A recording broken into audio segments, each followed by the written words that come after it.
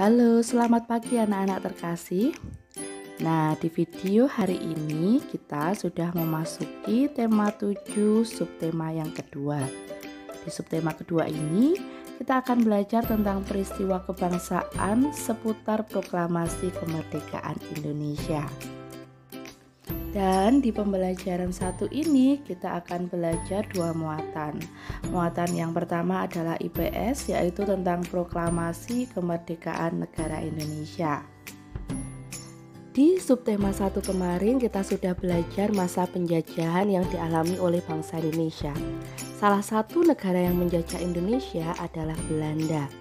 Dan Belanda merupakan negara yang menjajah Indonesia paling lama, yaitu selama 350 tahun.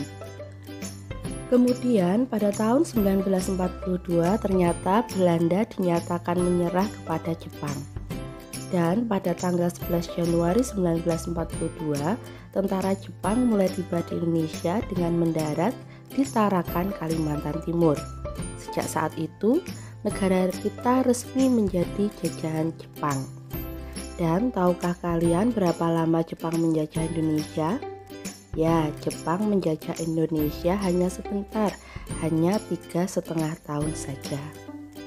Walau hanya sebentar, namun masa penjajahan tetaplah bukan masa yang mengenakkan. Masa penjajahan Jepang tetap memberikan dampak penderitaan bagi rakyat Indonesia pada saat itu. Pada akhir Perang Dunia yang kedua, ternyata Amerika Serikat menjatuhkan bom atom di dua kota yang ada di Jepang. Dua kota tersebut adalah kota Hiroshima dan Nagasaki. Hiroshima dijatuhi bom pada tanggal 6 Agustus 1945.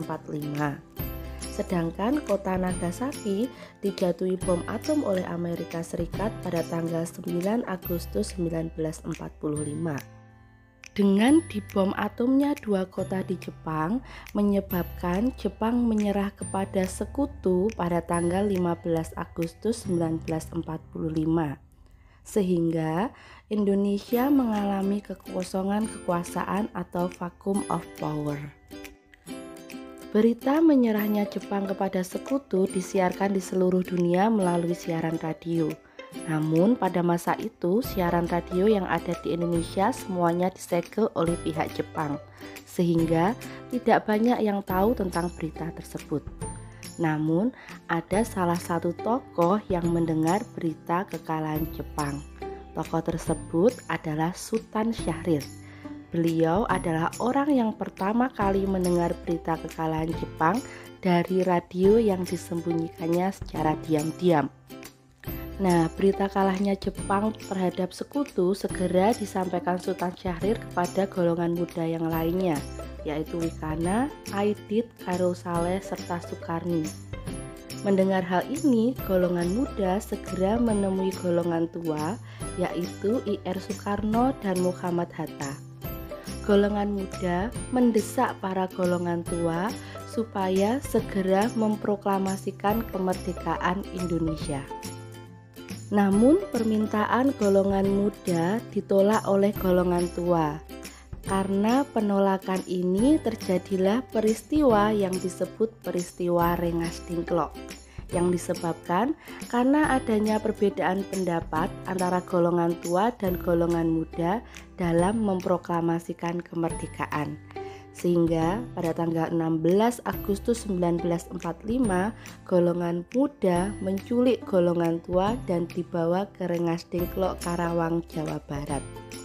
Adapun tujuan dari peristiwa Rengas Dengklok ini adalah untuk menjauhkan I.R. Soekarno dan Muhammad Hatta dari pengaruh Jepang. Perdebatan antara golongan tua dan golongan muda dalam peristiwa Rengas Dengklok ini berhasil ditengahi oleh tokoh yang bernama Ahmad Soebardjo. Sehingga pada tanggal 16 Agustus 1945 pada pukul 11 malam, I.R. Soekarno dan Muhammad Hatta dibawa kembali ke Jakarta untuk melakukan perumusan teks proklamasi. Perumusan teks proklamasi dilaksanakan di rumah Laksamana Maeda yang terletak di Jalan Imam Bonjol nomor 1 Jakarta. Perlu kalian ketahui bahwa Laksamana Maeda merupakan orang Jepang, namun ia peduli terhadap kemerdekaan bangsa Indonesia. Setelah perumusan dilakukan, akhirnya pembacaan teks proklamasi dapat dilakukan pada hari Jumat 17 Agustus 1945 pukul 10 pagi di rumah IR Soekarno yang terletak di Jalan Pegangsaan Timur nomor 56 Jakarta. Dan berikut ini adalah teks proklamasi yang ditulis tangan oleh IR Soekarno sendiri. Proklamasi. Kami, bangsa Indonesia, dengan ini menyatakan kemerdekaan Indonesia. Hal-hal yang mengenai pemindahan kekuasaan dan lain-lain diselenggarakan dengan cara saksama dan dalam tempo yang sesingkat-singkatnya. Jakarta, 17 Agustus 1945, atas nama bangsa Indonesia, Soekarno, Hatta. Nah, itu tadi pembacaan teks proklamasi oleh IR Soekarno. Setelah dibacakan teks proklamasi, dilakukan juga pengibaran bendera merah putih oleh tokoh yang bernama Suhud dan Latif Hendraningrat, sambil dinyanyikan lagu kebangsaan Indonesia Raya. Tahukah kalian, bendera merah putih dijahit sendiri oleh Ibu Fatmawati atau istri dari IR Soekarno. Nah, di pembelajaran kali ini kita juga belajar muatan IPA, yaitu tentang kalor yang bisa mengubah suhu benda. Apakah kalian masih ingat apa itu kalor?